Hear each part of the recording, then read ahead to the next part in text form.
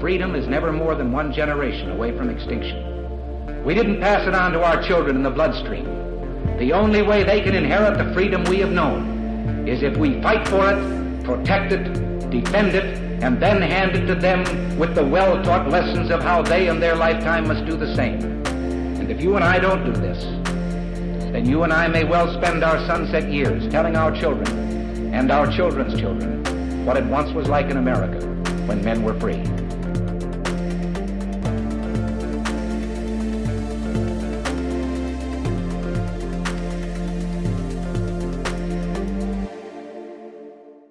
Hey everybody, welcome to episode number 464 of Gun Freedom Radio, where we engage, we educate, and we inform.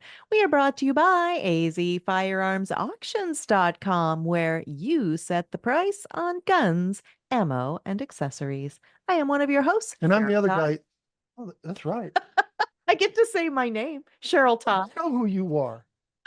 Okay. The other guy. I'm the other guy, Dan Todd. And sorry about that. Our theme today is Dispelling Myths, and our guest today is Yehuda Remer. Yehuda is a Pew Pew Jew and also the author of 9 books, including Safety On, an introduction to the world of firearms for children. What? Yeah. What a great idea. Yeah. Yehuda is an award-winning Second Amendment advocate and public speaker who has been interviewed on numerous media outlets and works to dispel the myth that all Jews are anti-gun by giving a voice to those Jews who are proud gun owners and staunch defenders of the Second Amendment. Welcome back to the show, our awesome friend, Yehuda Remer. Hey, thank you for having me. Good to be back. Absolutely. We don't do this often enough. But, we were just talking off air about the whole idea of, this myth about, Jewish people hate guns. And are we even allowed to use the word Jew when we call you the Pew Pew Jew? The world, it should be less complicated in the age of information, but yet I feel like it's become more complicated. Can you kind of break some of that down for us and help us understand why people automatically think that if you're Jewish, you are anti-gun? Well, I think it stems from the fact that most of the gun grabbers in the U.S. government are, I like to call them ginos, right? Jews in name only. Like a rhino. Yeah, pretty much, but a gino. But it's you have Michael Bloomberg, you have Dianne Feinstein, you have Blumenthal. I mean, Chuck Schumer. I mean, all these people are Jews, but they're really Jewish in name only. They don't practice in any way. So yeah, I understand why people get upset when there's like, oh, well, Jews are trying to take away our gun rights. Well, they're not wrong. It's just a matter of don't look at them as Jews. Look at them as Democrats, liberals, gun grabbers, right? Like I don't think the religion has anything to do with it. Right. No, that is well said. And but why? The thing that puzzles me about this, and we've had these talks, Yehuda, is that the Jewish people had gone through so much with Germany, and how do you get out of that and go to being not want to defend yourself and have firearms? So that kind of, I mean, that's a whole podcast in itself. But to try to, footnote it, not footnote, I can't even think of the right word. Like summarize it. Yeah, condense summarize. it. Basically, you have the Jews in the late 1800s or in the earlier as well, going through pogroms and anti-Semitic attacks in Russia and Eastern Europe and stuff like that. And, they decided they can't attack back because if they did, they would be, visited back tenfold. So they kind of just stuck to their little ghettos. Whatever happened, happened. Flash forward to America in the early 1900s, Jews would vote for Democrats, Republicans. It was kind of a mix based on where you live. Whatever was best for you in that area is who you would vote for. So you would have Jews voting for a Democratic mayor, but a Republican governor. Flash forward again to the Holocaust. We saw what happens. We know what happened. In that time frame between the 1900 and the late 1945, you had FDR passing the New Deal, all of these social welfare programs.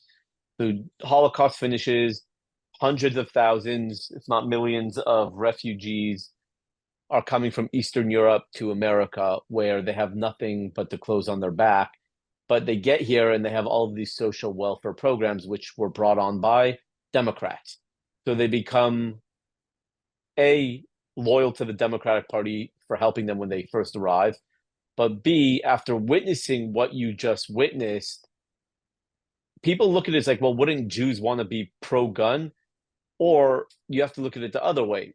Maybe Jews don't want to have anything to do with guns whatsoever. They don't want to deal with death or destruction ever again. So between the mixture of becoming loyal to the Democrats because of the social welfare programs and the idea that they never want to see anything again in terms of firearms, they became gun grabbers over time. Wow, that is such a wild progression, but yet I'd never really thought about it that way before, and I can totally see that if they could just separate themselves from the whole idea of, having to deal with firearms. I mean, that really comes from a deep, deep trauma. That's the best explanation I've heard. I still am puzzled by the fact that, we see crime in the cities, we see crime in the areas like New York and all that, where a lot of Jewish people live, and the police can't protect them. I don't know. It just seems to me like they would say, you know what, I need to protect. Not just they, everyone would say we need to protect ourselves. Well, and after the horrors of October 7th, you have had, I mean, you become busier than ever with people reaching out to you to seek your advice, seek your training. What has that time frame been like for you? Are you seeing lots of light bulbs going off in people's minds, or how is that playing out?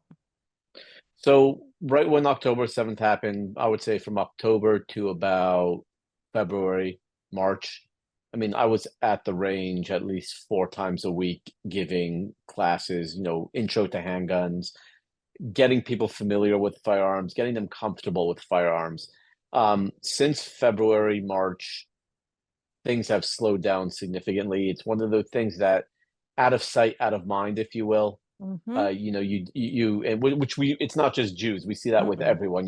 There's a crazy uptick in this, a decision, I guess, panic buying, if you will.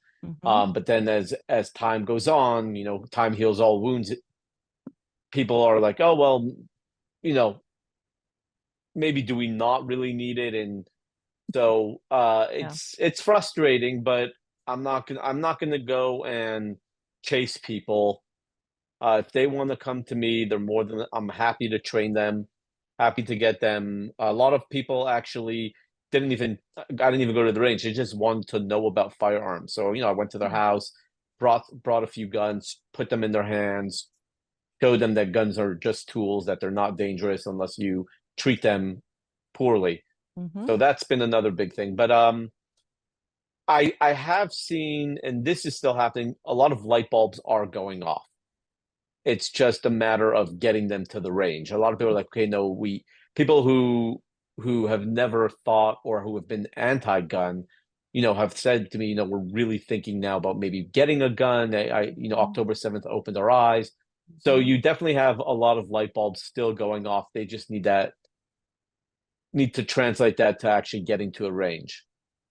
There's so much hate out there right now, especially like in the college campus and stuff. But, one of the things about guns is, it's not like, okay, I'm going to go buy a gun. I'm scared, so I'm going to go buy a gun. There's so much more to that. You can't just go buy a gun. You need to be a responsible gun owner. You need to discipline yourself and go through the training and all that stuff. Because if you're not good with the firearm, then it's useless. Exactly. Yeah, I tell people all the time that guns are not magic talismans. You can buy a gun, but it doesn't mean that you're going to survive. And also, if you buy a gun and you don't train with it, then there's more likely of a chance that if you ever in the need to use it, you're going to cause more harm than good. So I tell people, I'm like, it is not a magic talisman. I'm happy to teach you. I'm happy to go back to the range, but you need to continue your progression, and you need to continue the training. So I have one other question. So, I've known you quite a while, Yehuda. What got you started in gun rights? Oh, that was by accident. Okay. Us That too. was literally that was I went to, it was the USCCA Expo here in Texas, and I was trying to get Alan Gottlieb's endorsement on my first book, and he graciously gave it to me. But then he turned to me and asked me would I speak at the gun rights policy conference. And this is 4 months into my book. I mean, I don't think I even met you guys yet. It was I met you guys in Atlanta at the NRA show. This was before Atlanta, so I didn't even meet you guys yet, and I don't know anything. I mean, I'm just like a total idiot when it came to this stuff. And he's like, "Oh yeah," I'm like, "Yeah, sure, I'll speak at the gun rights policy conference." I'm thinking to myself, like, gun rights policy conference, what? There's maybe going to be like 50 people there, right? Like I hate public. I used to hate public. Now it doesn't bother me. But like public speaking, being in the center of attention, I always hated that, and it was a real fear of mine. And I was like, yeah, 50 people, not a big deal. And then I stupidly asked him how many people will be there. He's probably like, probably about 400 or 500. Yeah. And I'm like, oh, this was a mistake. But I already said yes, so I had to act all macho and not, bow out. And I spoke. You guys were right there, front and center. I remember, Cheryl, you giving me a big standing ovation clap when I made that Obama joke. And I think I sent it to you before I actually spoke.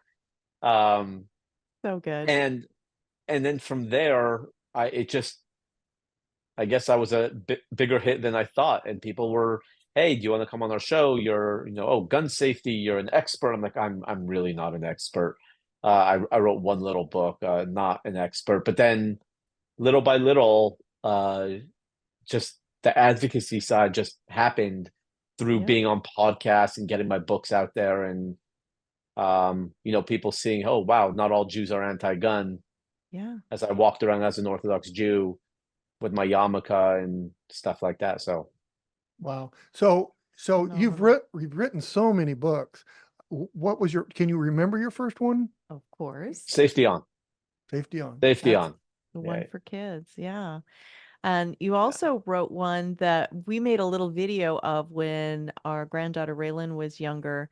And every time that comes up in one of my memories, I was just like, it's so cool because it's the ABC book. It's like the ABCs. It is. I was sick and tired of me doing the ABCs with my kids and saying X is for xylophone, right? X is not for xylophone. Z is for xylophone. It doesn't make any sense that X is for xylophone. So I got pissed off and I decided to write my own kids book, ABCs of Guns. I just absolutely love it. And your journey as far as like this is nothing you ever planned for is very similar to ours. It's just been kind of this unfolding and this internal guiding system that it just feels like, okay, God is asking us to do this and asking us to do that, and who am I to say no? And because I know how faithful you are to your spiritual beliefs and your values, you are so, you are an Orthodox Jew, but you are very, very true to them, that you miss out on opportunities all the time because they happen to fall over your Sabbath. And yet God is opening, like kicking open doors for you that you didn't even know were there, didn't even, plan I think he messed up. to go towards. I don't think he's missing out on opportunities. Well, and that's what I Well, want to no, I I understand what you're saying, but the way I see it is my Sabbath, Friday night to Saturday night, you can't get in touch with me. The way I see it is if I'm going to be successful, it's going to be, let's say, call it the NRA show, right? Friday, Saturday, Sunday. If I'm going to be successful, it's going to be a Friday or it's going to be a Sunday.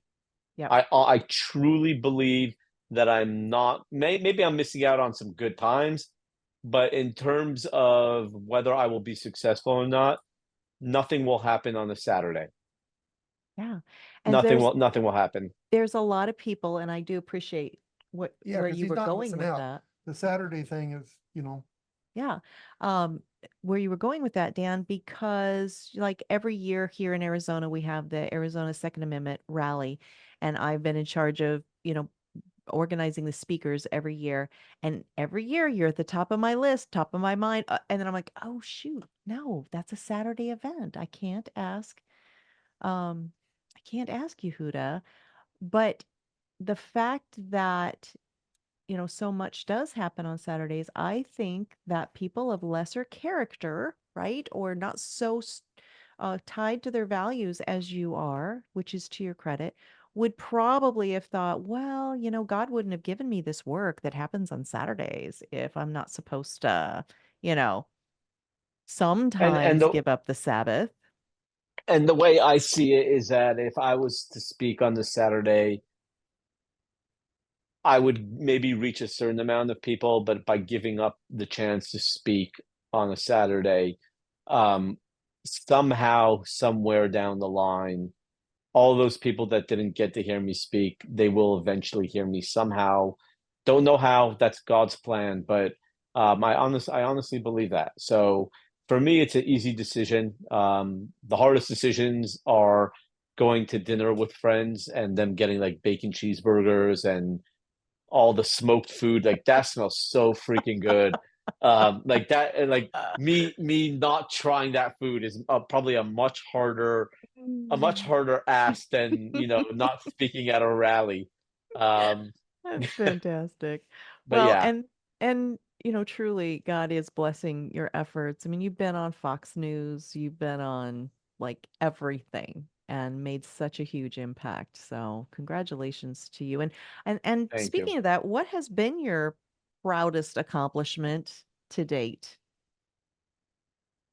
I mean, it's hard to think of just one, and I've been thinking about that lately. Obviously, I'm incredibly proud of my books, but I think deep down, what I'm really most proud of, like in terms of accomplishments, is in Hebrew we call it a kiddush Hashem. It's a blessing to God. Me being able to do what I'm doing without compromising my religion, my integrity, my whole essence. I think the fact that I've been able to do that, uh, Mhm. not throw away any of my Judaism and still staying true while Mhm. being in the industry where it's we're in the industry with a bunch of good old boys, so I get a lot of Jew jokes and stuff like that thrown my way from people who I absolutely love, and they do it because hey, I'm one of the boys, but and I throw it right back at them. But the fact that I'm able to maintain my religiosity, if that's a word, Mhm. but the Mhm. fact that I'm able to maintain who I am before I was who I was today. Yeah. Keeping myself humble, keeping myself grounded, keeping myself and like I said, faithful to my religion has been, I think, probably the biggest accomplishment. I love that. that's what I like about you most. Because no matter what, every time I see you on an event, Saturday, you're doing your thing and very, very good. It's awesome. Very proud of that. Thank you. Yes. So, yeah, I love that. And I also, I guess because of the crazy nature of things right now, I love that, you are very devout and your whole family's very devout um uh with your Jewish faith. We are Christians. I think you said I sent you your very first ever Christmas card. Christmas card. I you did. It was fantastic. I was so excited, and I'm like, oh my God, I got a Christmas card. And my wife is like, I mean, you've met my wife before, so Awesome. she's like rolling her eyes at me that I'm getting so excited about something. I'm like, yeah. Now And my next goal is to get invited to a Christmas party. That I've never been to a Christmas party. Absolutely. We will make that happen. And then you invited me, Danny would have come too, but he just wasn't at the event. You invited me to have Seder dinner at your home. Sabbath dinner. Oh, Sabbath dinner. I'm sorry. Yeah, Sabbath say dinner no, it's at okay. your Seder's on Passover. Thank you for clarifying that. And it was absolutely delicious. It was just this wonderful experience, and your family is so beautiful and so warm, and your wife makes the best. I'm going to screw this up too. Is it challah bread? Challah. You Challah? gotta get that hard guttural ch. Challah bread. I'll let you say it. I'll eat it. You say it, I'll eat it. It Yeah. was amazing, and you were reading from scripture. It was so beautiful. Thank you for that. So, we're getting to share different parts of our lives, even though the work that brought us together is the Second Amendment. And I think that really is Right. our community. Well, Right. the magic with Yehuda is you sent him a Christmas card and he didn't get offended by it. Right. And Yeah, you know, no, and that is what's really awesome about you, And- is because we don't understand all the things that you do, and you probably don't understand all that we do. And so if we mess up or if we do something that's Yes. different, Yeah. it's not a big deal. Yes. I'm not supposed to know Right. everything about what you do. It's not my job to know about everything you do. So we can mess up and still be friends. And Right. And Kind I'm of like, all I'm around. going to his home. I Yeah. am probably going to do something inappropriate. And please just forgive me first and tell me why I screwed it up later. Yeah, I wish I could have it's- gone. 'Cause she still talks about it. I And did. I wish I could have been there. I really do. Next time there's an event here in Dallas, you are both welcome. Thank you. No, but in terms of getting offended, I mean, there's so many other things in this world to get offended by, and I don't get offended. I just had a dark humor off, if you will, with a buddy of mine who claimed to have darker humor than I did, and let me tell you something, I Hiccup. won easily, and the joke I told him is so bad, like so bad, but what's the line we see on social media? You're offended, I'm not. That's why I'm happier than you. It's so true. I have a friend of mine here in Dallas. He's got a company called Shell Shock CBD. A guy named John Burke, Mm-hmm.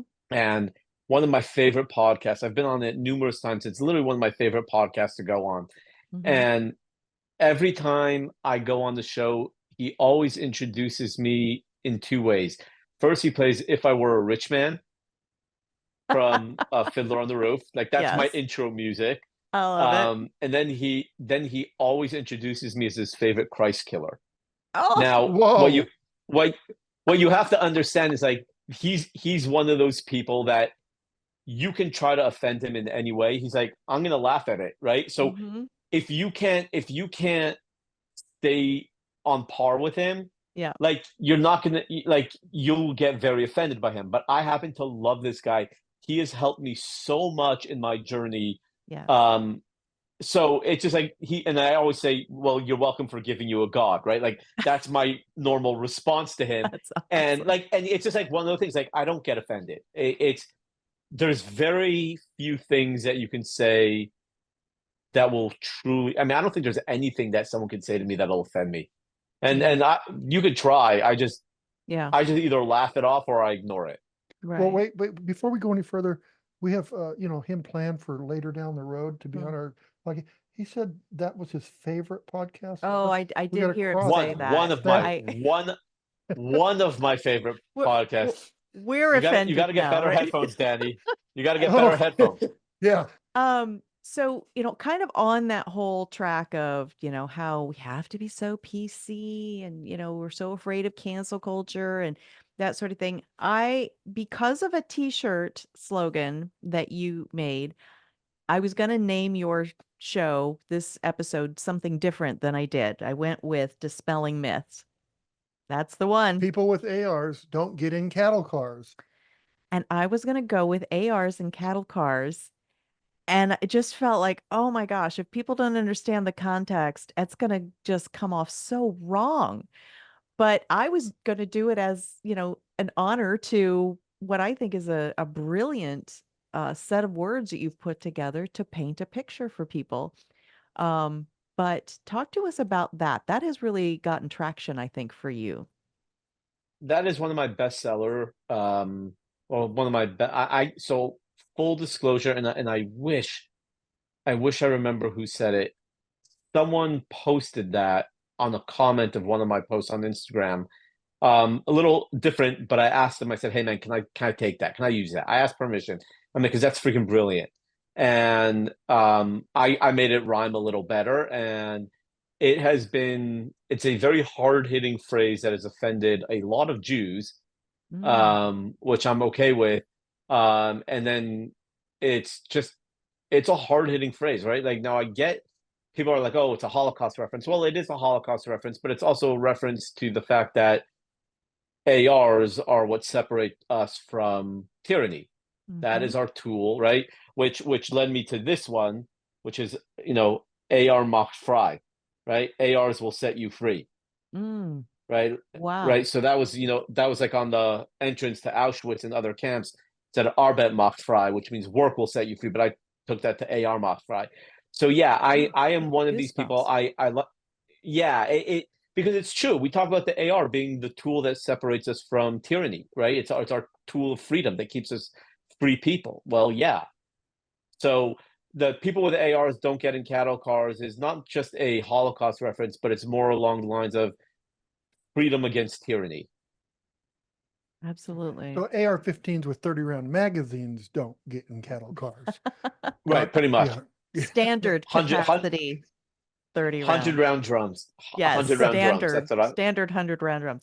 But round it's drums, it's yeah. hard, offending. I guess people that have gone through that or have families gone through it, it would be offensive to them. But to me, it was just like, this is a reminder. Let's Mhm, don't let this happen again. You mhm, know, absolutely. let's defend ourselves. Let's learn how to defend ourselves so that this doesn't happen. So we're Yeah. thinking, go ahead. Oh, I was going to say, no, 100%. But at the same time, and this is something that always gets me in the hot water, yet I still say it every time I'm on the podcast, is I think it's time for Jews to move on from the Holocaust. Mm, Now, not forget what happened, mhm, but move on. It's been 80 years. Stop using it to become a victim and start living life and becoming a warrior. Start mm, embracing that David versus Goliath mentality. But I think Jews are still clinging so hard to the Holocaust. And again, I lost over 60 relatives, right? I'm not saying like, oh, well, you wow. didn't lose anything. I lost over 60 relatives. So I think it's just time for them to move on, remember it, but move on and not let it uh, determine who you are. Mm, that's interesting. And only you could say that. Like there, you know, we could not hold that opinion because I don't think would have a right to have an opinion like that. But I think that that's, my background is in psychology, and so it's like, yes, trying to move forward, heal from trauma, use your past to, be a warrior for the future. I think all those things are Right. very well stated. But So, everything that victims of any kind of crime or anything, you have two ways to use it. You either be a victim and you use that as or you find a way to make it where this won't happen again, right? mhm, right, So a I mean that survivor. happens in minorities. It happens to people that are involved, in a crime. Yeah, So absolutely. So we're talking about a lot of wonderful accomplishments, and that's great. But over this course of time, there's got to be at least one or two like really frustrating moments or events. What would you say comes to mind when I say what has frustrated you the and don't most about mention this work? meeting Cheryl. And yeah, just Yeah, don't. leave me out of it entirely. um, I think it's my constant battle with social media. Mm. I think that might be the most frustrating thing, Mhm. um, because it it it just kills every ability that you have to really get out there to the masses. Uh, The I suppression, can the suppression, right?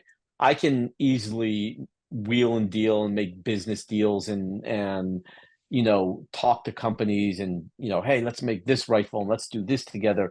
That's easy. But if you don't have your avenue to get out there, I think that's probably the most frustrating thing. And I'm not complaining. I'm just saying that it's just incredibly frustrating to be able to have to live that way where, you come out with a new book and you post a picture of the book, but because it has a gun on the cover, it gets taken down, or it's so suppressed that you get 30 likes when you have 50,000 followers. So that's probably the most frustrating thing in the industry. And again, it's not the industry's fault. But if you want to talk about what the most frustrating thing in the industry is, that people take themselves way too seriously in our industry, and that there are so many snowflakes in our industry. It drives me crazy. And people wouldn't we're think all that. like, you wouldn't think that. People are like, oh, let's all act macho and tough and all these alpha males and stuff like that. But it's funny. People always ask me what my favorite gun company is. Not what my favorite gun is. What my favorite gun, who my favorite gun company is. Hands down, it's High Point. And I'll tell you why. High Point We're is like, wait, did he just say High Point? Go ahead. No, wait, no, it's not the gun. It's the people, the background. It's not of the the gun. company. They do not take themselves seriously. That's true. They joke about it. You can make fun of their guns to their faces, and they own it. And I remember when my joke book came out, I have a joke in the book, why does the Navy use High Points? And I'm like, it doubles as anchors. So I took a picture of the joke in the High Point booth, and then I posted it, and they not only reposted it, they started following me, and they're like, man, that was funny. I love the fact that they are so self-deprecating too.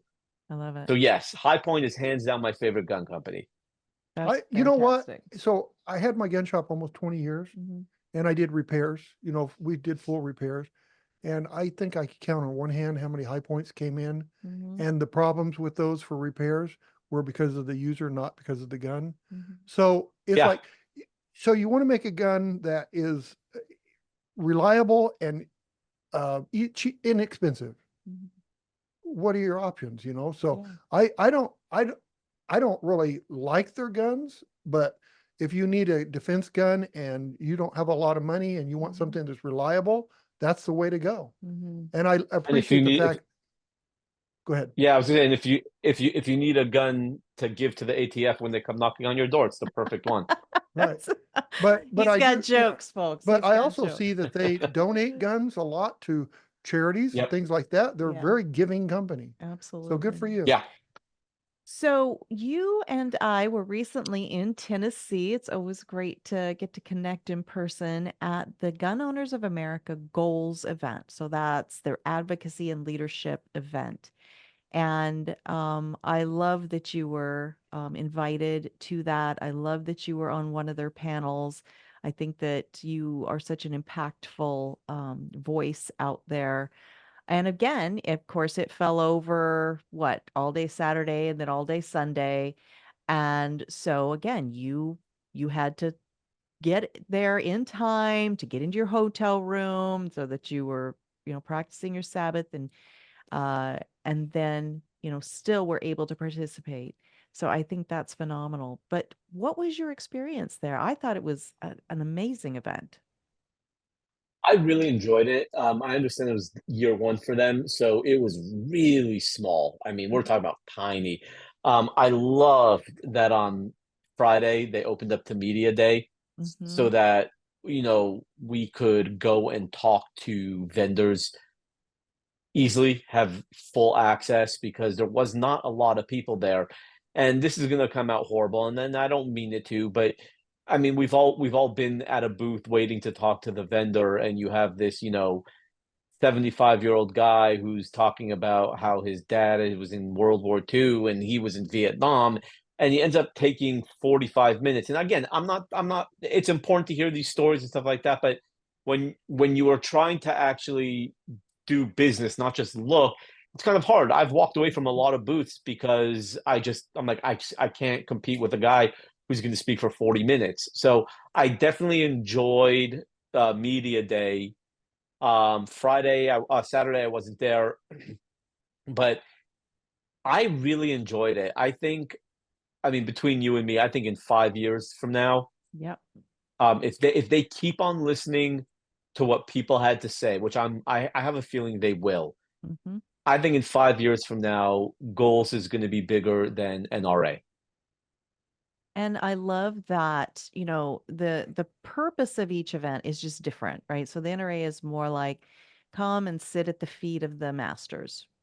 Fine. It's fun, it's important, but this advocacy and leadership summit goals, right? Gun owners advocacy, they are reaching right out to the individual, to the you and Right. I out there that don't yet understand that we are citizen journalists, that we do have a voice, that we can bring value to the work that is being done.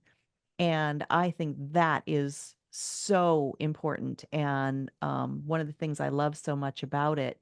And when you say it was tiny, it was 3 floors. They took 3 floors in a convention center. So they went big, right? And very bold. And they had, top-notch speakers such as yourself. Um, so in that way, it was not tiny. But as far as like the people attending, and especially by Sunday, it had dwindled considerably as far as the number of people in the seats. Could I But interrupt on that a second? but I love it. Yeah, go ahead. So we didn't get to make it Friday because our plane was delayed and we had all kinds of problems, but we got there. Saturday was, I thought, a really good day. There, I went to all the vendors, and it was some of them I couldn't talk to them because they were busy, but I ended up buying a couple guns and I really enjoyed it. But I think the biggest thing is that if they were in a smaller building, then they would have been crowded. They were spread out so far. I mean, they were spread out as much as the NRA would be with the amount of people they have.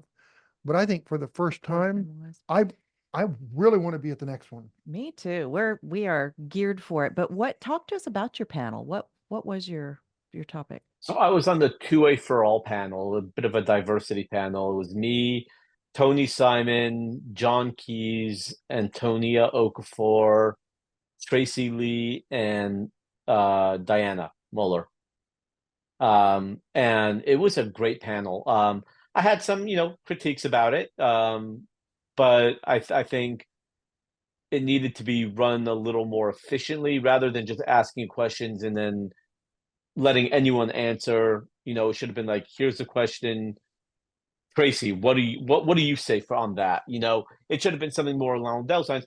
But again, that's not something though I'm going to say like, oh well, it ruined the panel. It didn't. It was a great panel. I think I had actually a lot of people walk up to me after the panel when I was roaming the floor, telling me how out of all the panels they were on, they really enjoyed my panel the most. Or sorry, that not that they were on, that they listened to, that ours was their favorite because it was actually lively and funny and constant, back and forth, and people really enjoyed that. So I'm humbled that I was on it, and if they ask me again next year, 100% I would come back. Yehuda, they must have not heard Cheryl's panel then, huh? No, not even close. I was on the digital age panel, and you're on a panel with Tony Simon. It's got yeah. Yeah, with Tony Simon and John Keyes, and like even Di with her very sarcastic humor. I mean, it was and our moderator was John Patton from the Gun Collective, so he's got a sense of humor as well. So it Very was fun.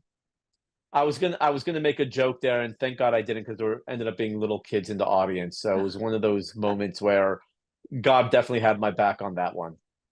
Well, and that's one of the thing too, is that they invited families and children, which I haven't seen. It's definitely not at SHOT Show. I mean, I guess you can bring kids to the NRA, but this was geared to include children, and I thought that was amazing. Well, they had a kids area. Yeah, they did. Yeah. All right. So, in the interest of time, because we can talk to you all day, one of the things that you and I get to do together We serve on a board together, for one thing, Second Amendment Institute, but we also help plan an event every single year together called Amm-Con. And I thought I'd kind of toss the ball to you so you can tell folks what it's about and when it is and why they should not miss it.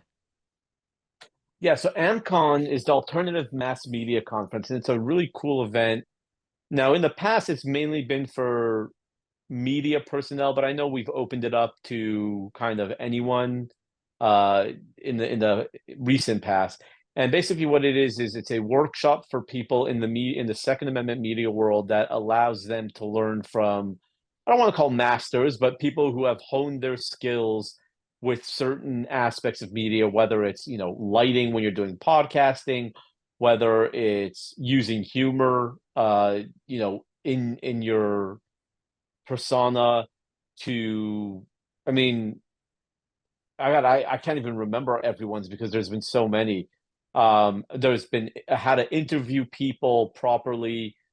It's been a very rewarding, and it's definitely a worthwhile event if you can get there. This year it's in San Diego, September 27th.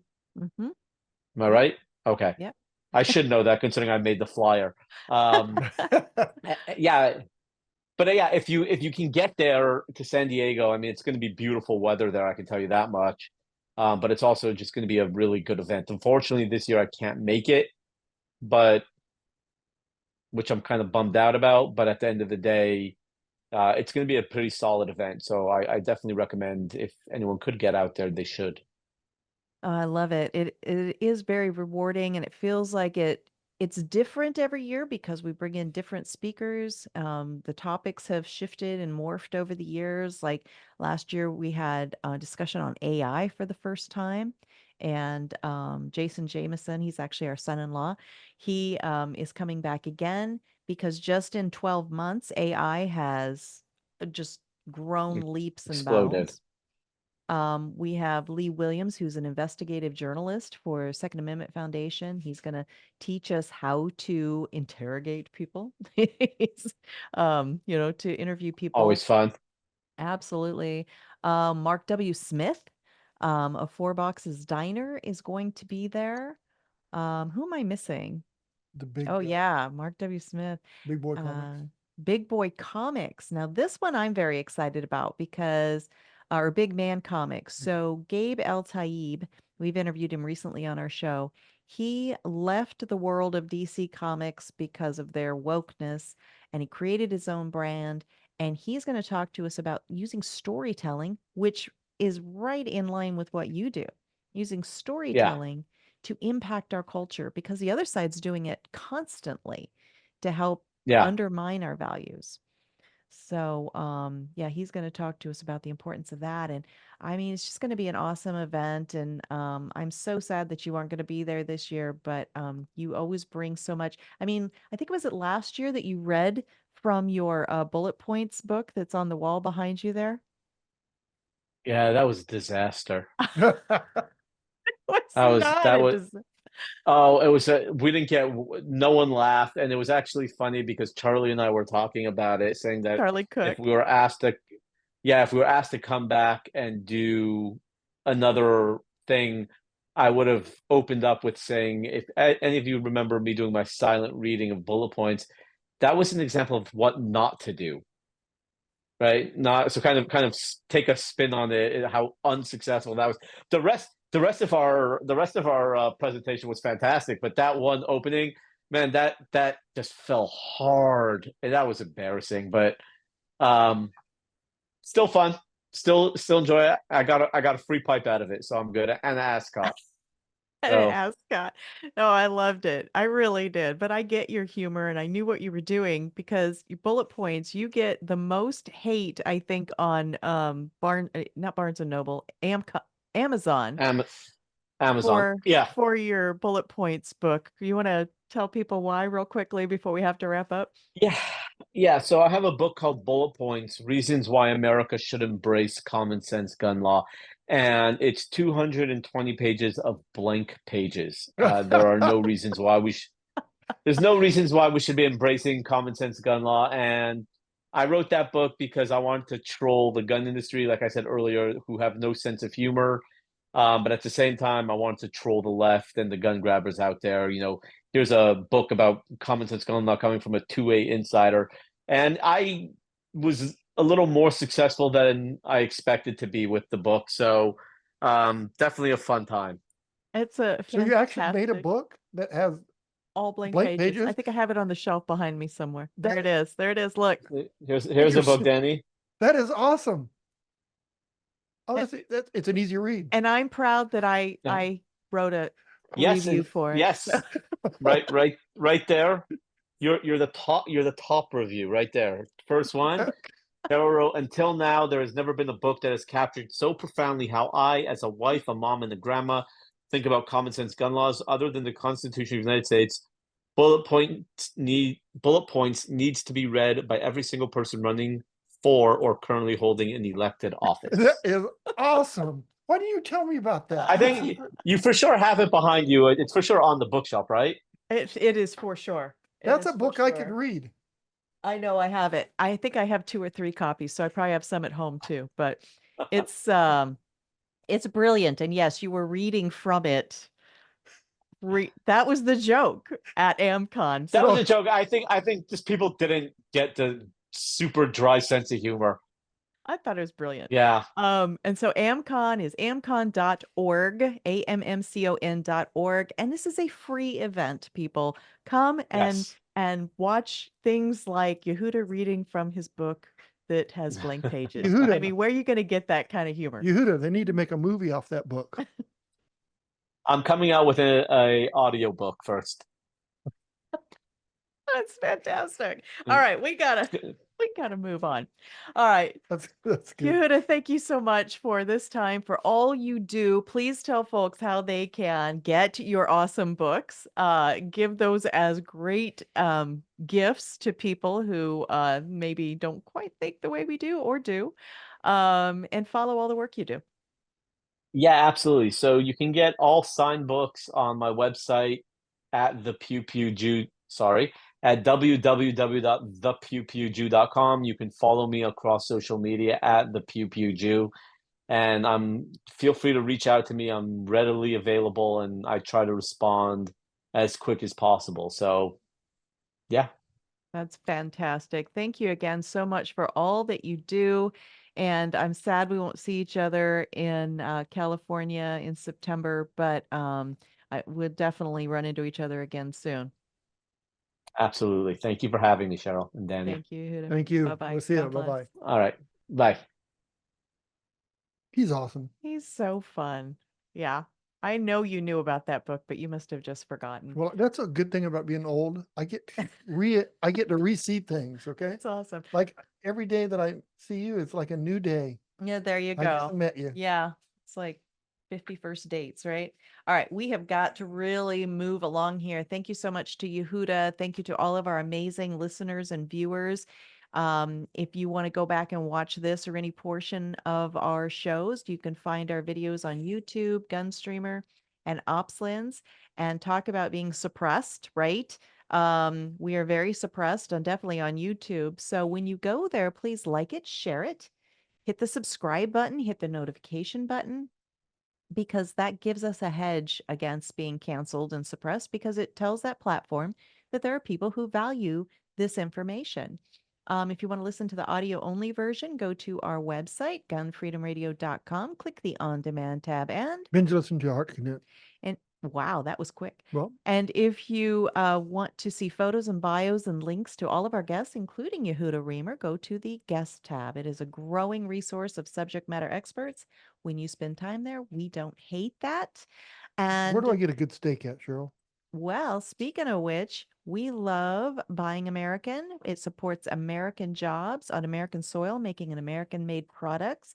And the organization that puts on Amm-Con every year is the Second Amendment Foundation. And when you shop at this private, invitation-only shopping network, a portion of every dollar you spend goes to support that group, which is the Second Amendment Foundation, SAF. And so this is your invitation to go to patriothousehold.com/GFR for Gun Freedom Radio. That is how we get that little piece of your dollar that we send on to Second Amendment Foundation. A little portion of it supports the work that we do. This is a private invitationally shopping network that helps you and millions of other families like us cut the cord on those big box stores that use every dollar you spend to diminish our freedoms, from your laundry soap to your skincare to your delicious snacks to, as Danny alluded to, their amazing beef products, hamburger steaks. You can shop online as you need items or set your order and forget it, and it shows up like magic on your front your doorstep, and it could not be any more easy or convenient than that. That is patriothousehold.com/GFR. Also, when you're out training and you want to be sure you have a great traction, better grip on your firearm, lockedingrip.com. It is a liquid shooting sports chalk that has been created by some good friends of ours from the Complete Combatant.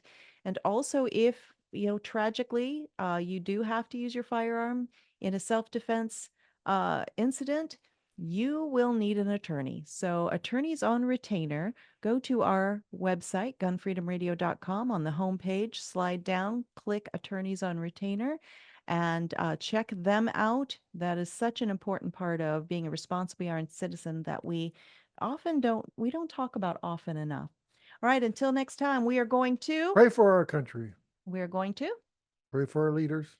What about the ones we don't like, Dan? Oh my gosh, yes. Maybe especially the Oh, ones we really, don't like? really need to, yeah.